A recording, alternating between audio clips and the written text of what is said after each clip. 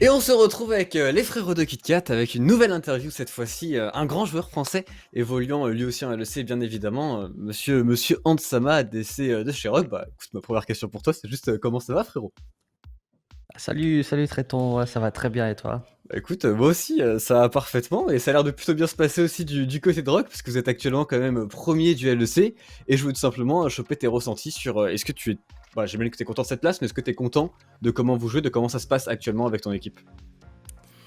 Je suis très content comment ça se passe avec l'équipe. Je pense qu'on a eu un commencement difficile dans la team. Enfin, on a eu des erreurs, des mauvaises habitudes qui venaient du genre se faire catch en side lane et tout. Et ça a nous donné une période difficile pour jouer en scrim et en stage, mais on a fixé ces erreurs-là et du coup, je pense qu'on joue beaucoup mieux en team et je suis plutôt satisfait de ce qui se passe. C'est, je pense, la troisième fois qu'on arrive à 7-2 Mhm. dans la saison régulière. On l'avait fait l'été dernier, le split dernier et ce split-là. Ouais, c'est vrai que c'est pour le moment un très très bon score et vous le faites aussi avec une manière un petit peu différente parce qu'on vous voit jouer pas mal de champions. T'as joué Draven par exemple, il y a eu du Nocturne Fiddle. Est-ce que c'est vraiment une volonté du côté de Rock de s'ouvrir un petit peu sur la méta, de tenter des choses? Oui, je pense que cette fois-ci, on a beaucoup plus de confiance qu'on avait pendant les splits derniers. C'est pour ça euh, on tente plus de jouer des compos early game. Avant, je pense qu'on était une team très forte en mid game, du genre on était presque jamais euh, genre on perdait jamais en Mhm. mid-game, c'était plutôt l'été dernier ou bien ouais l'année dernière. On faisait beaucoup plus de mid-game comp avec des mages mid Ah, le et fameux peut-être Azir. un peu plus, un peu moins de Kalista Draven, des choses comme ça. Mais maintenant c'est vraiment early game. Honnêtement, personnellement, je suis confiant de prendre un lead au bot quasi tous les games. Et au mid c'est pareil, au top c'est pareil, en jungle c'est pareil. Du coup on joue en early game. Bah, c'est ce que tu fais, et c'est vrai que ça se passe plutôt très très bien avec Trimby. D'ailleurs, avec les frérots Trimby, tu peux me parler un petit peu de votre 2v2. Bon, j'imagine qu'il y a forcément les Worlds en point de mire, et on sait que les botlanes asiatiques ont tendance à être encore plus fortes. Est-ce que tu penses qu'avec Trimby, vous avez le potentiel d'être assez fort pour de potentiels Worlds ou d'être vraiment très très dominant, ne serait-ce qu'en Europe? Alors avec Trimby, je suis sûr qu'on va faire de belles choses contre les botlane internationales. J'ai joué contre eux pendant les Worlds 2020 et je pense que le niveau que moi et mon partenaire a maintenant est vraiment plus haut que j'avais avant Mhm. l'année dernière. Du coup, je pense qu'on pourrait faire de belles choses. Le split dernier avec Trimby, je trouvais que nous en botlane, on faisait de belles choses en LEC, même le dernier split.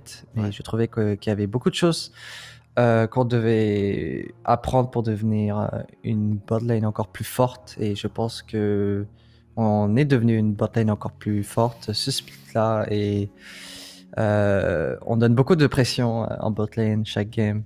Du coup, je suis plutôt content de la progression de moi et lui. C'est vrai que c'est assez impressionnant à voir. Vous avez genre quasiment 2 cagoles de lead à chaque game. C'est plutôt insane en termes de rotation, si c'est plutôt stylé. Mais pour parler d'une autre équipe qui elle aussi fonctionne bien, que l'on entendait peut-être un petit peu moins bien que les Rocks, c'est les Misfits. Quelle est toi ta vision de l'équipe Misfits? À ton avis, pourquoi ils performent aussi bien? Et est-ce que selon toi, c'est véritablement une top team ou il faut quand même un petit peu attendre pour voir?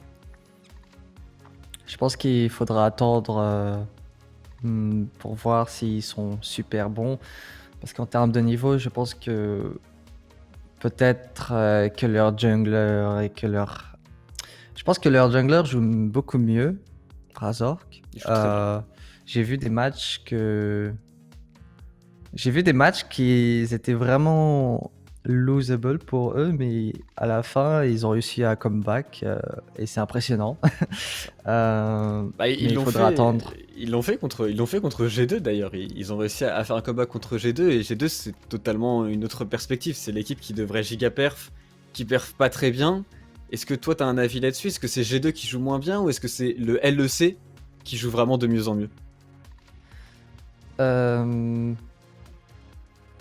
La méta change à chaque fois et je pense que G2 joue moins bien. En tout cas, enfin j'ai cette impression-là. Peut-être que on s'est tous améliorés, je sais pas.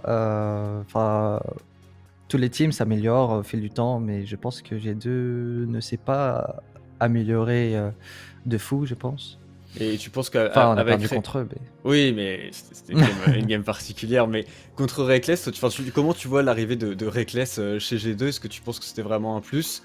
Ou est-ce qu'au final, ça change pas grand-chose à l'équipe? je pense que ça changerait pas grand-chose à l'équipe. Je pense que c'est juste un problème où peut-être que tous les coéquipiers dans cette équipe ne travaillent pas autant qu'ils avaient l'air avant. Enfin, je sais pas, je connais pas la situation là-bas, mais ça a l'air d'être. Quand je regarde leur gameplay, bah, ça a l'air d'être comme ça. Ah non, mais Peut-être. on croise les Mais doigts quelque Perks, part pour eux, tu vois. Ouais, Perks réussit chez C9 de son côté. Et c'est vrai que Perks avait l'air d'être important pour les G2. On verra comment ça va se passer. Moi, j'aimerais bien quand même avoir un G2 fort avec pourquoi pas des Rogues en finale ce summer. Mais bon, ça c'est dans longtemps. D'ailleurs, en parlant de finale, il y a eu la finale du Spring. Désolé de raviver ces souvenirs. C'est juste pour savoir comment toi tu l'as vécu personnellement et comment dans l'équipe ça a été le ressenti après avoir perdu cette finale malheureusement. euh, alors cette finale, c'était la finale.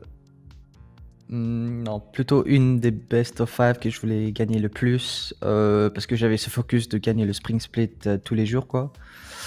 Et c'était super comme expérience. Je pense que j'ai trouvé de nouvelles choses que j'ai pu apprendre. Et je pense d'un point de vue de team, quand on avait perdu la finale, on était tous doomed. On était tous tristes. Oui, forcément. Et mais après ça, très vite, on s'était réunis ensemble et on était en mode ouais, Summer Split, on va tout d'un point de vue, enfin non, d'une manière positive, on va dire. Du Ouais. coup, c'était ok. Ça vous a peut-être donné Mais bon, un élan au final pour ce Summer Split. On verra peut-être une certaine rage qu'il y aura peut-être en playoff pour aller gagner ce coup-ci. Et au passage, c'est bien de faire un break aussi. c'est bien. Ah, vous C'est avez bien tiens de faire un d'ailleurs. break. T'as fait un petit break? Comment ça s'est passé toi l'entre-split de ton côté? Qu'est-ce que tu as fait? Comment tu l'as géré?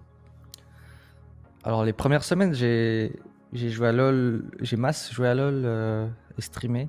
Mais après ça, j'ai fait 2 à 3 semaines de break et ça m'a fait du bien.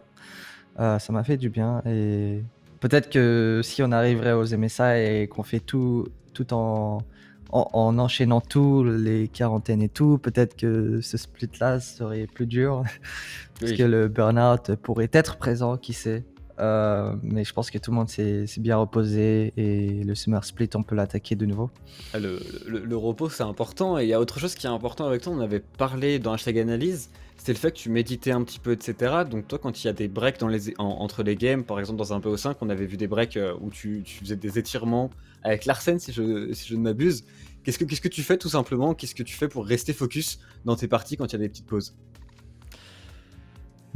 Ça change à peu près tout le temps. La plupart du temps, le plus constant, c'est méditer. Mais des fois, peut-être que j'ai besoin d'autres choses. J'ai besoin de prendre un autre thé. J'ai besoin de prendre. J'ai besoin de faire de l'exercice, de la mobilité. Ça dépend, le best of five. Mais là, il y a des best of one. Du coup, la plupart du temps, avant les best of one, je médite, je fais un peu de. J'essaie de me hyper avant le match. J'essaie de canaliser mon énergie pour qu'il soit là pendant le match pour pas que je sois genre tired, Oui. pas genre. Oui, que tu sois pas fatigué, euh, que tu rentres directement dans le match et que tu sois directement à ton meilleur niveau. Et ça a l'air de plutôt bien ouais. fonctionner. On va maintenant partir un petit peu sur la LFL pour en discuter tout de même. Et ma première question, et tu peux être honnête, c'est est-ce que tu regardes un petit peu la LFL ou tu suis quand même d'assez loin? Non, je ne regarde pas trop la FL ce split là, malheureusement. Et écoute, au moins je sais que, parce qu'on en a discuté un petit peu avant, je sais que tu as quand même un petit avis sur par exemple des ADC comme Mati ou Light et Smiley. Toi, comment tu les vois? Est-ce que tu penses qu'ils ont vraiment un très très bon niveau? Est-ce qu'ils sont si loin que ça du LEC par exemple, ces joueurs? Je pense qu'ils sont plutôt bons.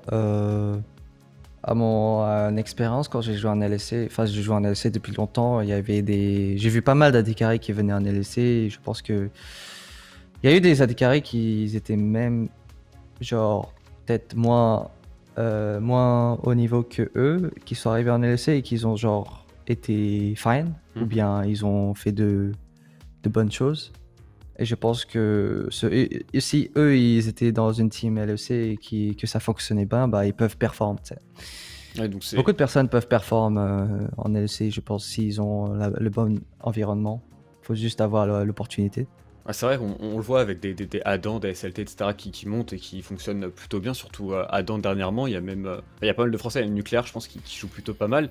Et justement, est-ce que toi, t'auras un conseil, parce qu'au final, t'es plus jeune que moi, mais t'es quand même vu comme un vétéran de la scène, etc.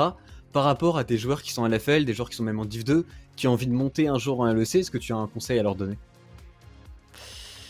Euh, un conseil que je vais leur donner. Je pense que ça serait un conseil que j'aimerais bien me le donner moi-même quand j'étais en amateur. Quand j'étais en deuxième ligue, quand j'avais genre 15-16 ans, ça serait de me focus beaucoup sur mon niveau individuel et de ne pas me over-focus sur le team play, parce que le team play peut paraître important quand il y a 5 personnes, quand tu joues avec 5 personnes, mais ça veut pas dire que c'est 100% de la game. Je pense que le niveau individuel, c'est 70% et 30% c'est le team play. Quand tu as envie de monter. Mais quand on est le C, peut-être que le team play est un peu plus important à certains moments, mais quand tu as envie de progresser, quand tu as envie de monter en LEC, bah, faut pas perdre de vue le niveau individuel. Je me rappelais qu'il y avait des moments avec certaines de mes teams, j'étais vraiment focus sur le niveau team, que j'ai oublié mes propres strengths, Ouais. force, et ça m'a ralenti un peu ma progression. Ouais, Mais je donc suis garder revenu sur ça à chaque fois. garder son énergie sur les mécaniques, rester très très bon, bien connaître ses match-ups, et mettre un peu plus de côté la macro, du coup, au final, quand tu débutes pour toi, Hans. Ouais, vraiment connaître ta personnalité de joueur. Enfin, sur le jeu, c'est quoi tes forces? Peut-être que c'est la lane. Ne perds pas de vue de ça, en fait. Ok. Quand les choses vont mal, peut-être avec ta team, n'importe où, en fait, dans le deuxième ligue ou quoi. Continue de improve en solo queue ou quoi.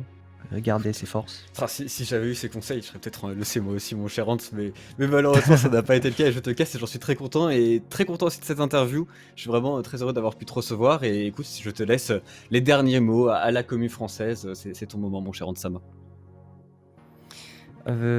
Merci aux fans français pour le support. Je reçois pas mal de messages toujours. Merci, même si je stream un peu moins, j'ai pas vraiment trouvé la priorité ou le temps de le faire. Il y avait tellement de choses que je devais faire pendant pendant ce summer split. Mais merci à tous pour le support et ouais, passez une bonne journée. Écoute, merci à toi Hans d'avoir été présent et salut à tous, on se retrouve pour la dernière interview, on verra avec quel joueur et à la prochaine.